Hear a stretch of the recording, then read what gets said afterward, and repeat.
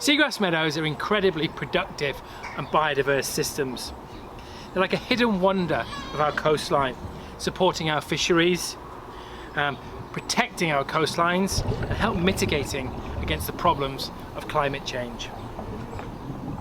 But in the UK, we've lost almost 92% of our seagrass. The people of this planet need seagrass, our planet needs seagrass. And in the face of a growing climate emergency and nature crisis, we need to fight back. We need to stop the losses and restore these systems for the future. For too long now, governments have hidden behind a mantra that degradation can't be reversed, that we can't actually rejuvenate these systems for the productivities of our coastlines. But in fact, we've seen the results of that rejuvenation, that restoration in the US, and we're starting to do it in the UK now. We can restore our coasts.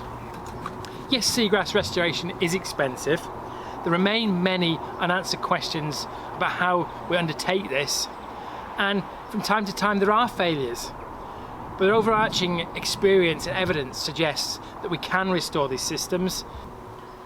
In West Wales, we have planted 750,000 seagrass seeds. We've started to plant the seeds of hope to transform our coasts, to regreen them.